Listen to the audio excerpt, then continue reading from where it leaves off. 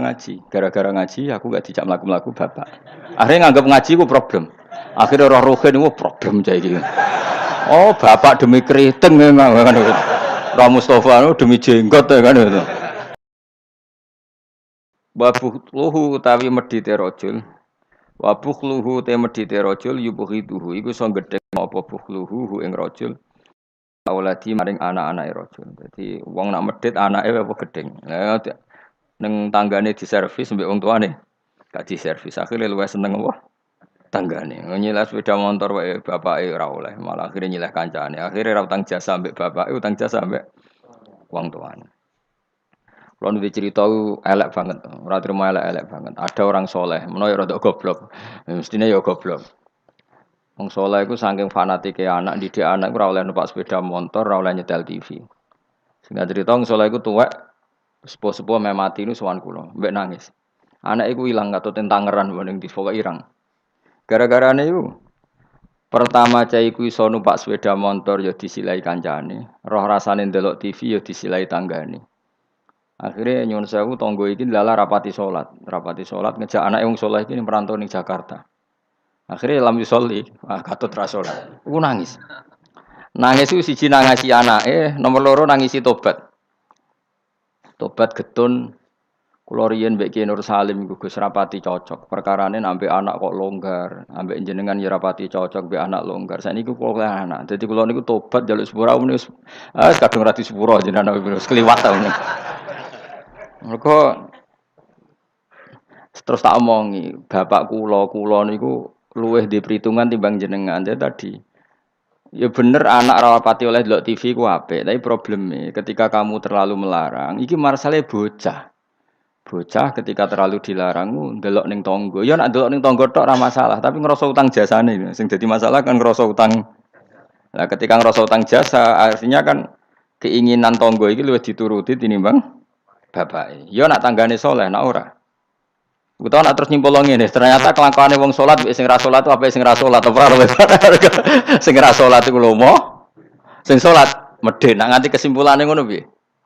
Oh parah kan, ternyata prilakune wong ra salat luwih apik timbang sing salat. Fa inna hadzal musolli sing salat iki bakhil, sing ra salat lomo. Mulane ana kiai medhit ku kiai aneh. Pemene wis medhit narjet nak pengajian njuk bayaran aneh meneh malah wis super aneh malah. Mareni ngono utek-utek niku mareni. Mesti nak saleh iku sing menisan ya saleh ya lomo, minimal iku ikhlas. Nak ra iso lomo ikhlas. Dadi fair. Wong liya ya ora mbok arep-arep kowe ora kena diarep-arep wong fakir, paham ya, tapi ikhlas. Niku yang paling saya khawatirkan. Makanya kemarin pas acara 100 harinya Mbah Mun, kula bela Mbah Mun niku mati-matian termasuk yang saya bela adalah Mbah Mun itu baik sama siapa saja, termasuk mbek wong fasik. Karena tadi kalau orang fasik itu utang jasa sampai wong soleh, setidaknya kepengen niru wong soleh. Tapi nak wong fasik hanya punya utang jasa sampai wong fasik, dia akan selalu terikat sama orang fasik. Misalnya ketemu koncone fasik disangoni, ketemu koncone fasik ditraktir, pas ketemu wong soleh di sini sih. Akhirnya wong soleh dendam, sampai wong fasik tertarik kan. Makanya saya punya hadis untuk makalah itu. Rasul akli badal iman billah at-tawaddud ilan nas wastinaul ma'ruf ila kulli barin wa fajirin. Jadi setelah akal mengantar kita iman billah, akal harus kita gunakan untuk supaya kita berperilaku simpatik dan berbuat baik kepada siapa saja ila kulli barin, baik pada orang baik maupun orang fajir, orang lajur. Logikanya tadi, misalnya Zaid itu fajir, ketemu tambahannya fajir di traktir, di keimangan, ketemu soleh di sini sih. Dia nggak mungkin tertanam simpatik sama orang soleh karena kenangannya buruk. Sementara sama orang fasik dia tertarik karena kenangannya baik. Kayak apa buruknya kita kalau ngandapi semua? Mengenai sak rokok wong soleh-soleh itu ya apian kabeh. Bapak mbek sapa gak apik. Mbah Mun gak apik. Kita tahu dulu Gus Dur mbek sapa ya sewante ya. Karena tadi ada filosofinya, seperti itu ada ilmunya. Tapi ya ana wong sing ilmune iku mok tuke wong apik, wong elek apiki kurang penggawean ya wis ilmune lagi tok kono ya apik wae pancen ngajine lagi tok kono. Kapan-kapan diulang meneh.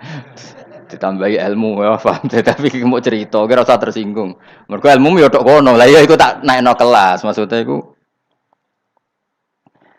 nangis anak ilang mergo lam yusolli walam yasum. Kedua yang ngrasa dosa mbek bapak, terutama mbek bapak karena dia orang sepuh. Ya Nur Salim anak cucu. Saya tuh masih ingat betul. Zaman Romusum wong di TV niku kiai pertama di TV ku nak sarang Mbah Mun nak narukan bapak. Mbah Mun nak delok TV yo ora isen, kadang lawangnya dibuka. Tamu yo ora nak Mbah Mun delok ning ngali TV. Pas iku kiai delok TV ku JF. Mbah Mun santai. Lawangnya dibuka delok TV. Dulu ya kiai do eskal cuma wong alim biasa lah do rawani ngono biasa kan sing melanggar wong alim kan do rawani. Ya gremeng ya akhirnya dadine gremeng. Biasa long soleh kan tukang gremeng biasa. Tapi orang itu akhirnya sadar karena tadi dia gak diperhitungkan. Iki bocah itu ya selawase bocah. Ketika dikekang delok TV ini wong tuane malah delok ning tonggo. Yang parah adalah dia merasa utang jasa ya mbek tonggo. Pertama numpak sepeda motor ya disilai temannya. Akhirnya koncone iku wayahe umur kerja katut. Karena di rumahnya dia koyo neraka, ora tau dikek dhuwit sebelah ikon ngaji. Servisnya kurang kok. Perintahnya banyak. Wong tentara wis digaji. Satpamnya digaji. Jadi kan kon ngaji terus tanpa gaji. Lan kula ambek anakku semua yang pun. Lah anak kula terus digugah biasa nganti sakniki. Memang itu ajaran saya. Istri saya itu kan keluarga Sidogiri itu dulu eskal. Zaman Bi Haji Alid Hasan itu anggar bete juk dhuwit kula turulah digugah. Memang saya perintahkan. Dulu ya eskal istri saya tapi tak terangno. Orang paling harus terganggu oleh anaknya itu orang tuanya. Nah aku ra digugah terus jaluk mbak-mbak kangkang sakit mbak-mbak kangkang. Orang harus terganggu oleh anaknya itu orang tuanya. Kalau Sidogiri kan adatnya kan enggak sopan seperti ini. Saya bilang sopan itu kebutuhan setelah ilmu. Menurut ilmu adalah anak yang harus diganggu anak itu orang tuanya itu menurut ilmu. Sopan kok sih, bakas kok sih. Nomor loro telu. Aturan ilmu ditegakkan dulu. Bahwa yang jadi korban anak harus orang tuanya. Ketika anak ingin uang harus orang tuanya yang jadi korban. Jangan orang itu ilmu. Yang kedua kalau kita baru bicara etika. Nah iso jaluk pas tangi masalah iki bocah. Lah nak nuruti etika aku yo duwe aku yo pas aku seneng pas apian. Akhirnya bojoku nurut, karena bojoku ya keluarga kiai suka ilmu. Saya gede-gede ge mari piyambak, anggere gede-gede ge isin piyambak mari napa?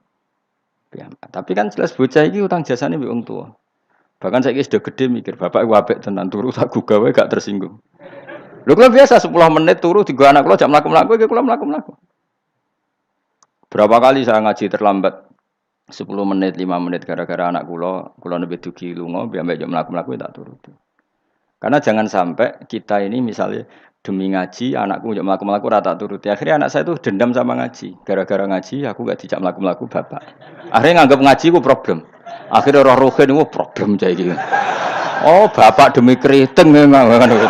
Ra Mustofa demi jenggot kan itu. Kan panjang. Wa akhirnya roh rai-rai iki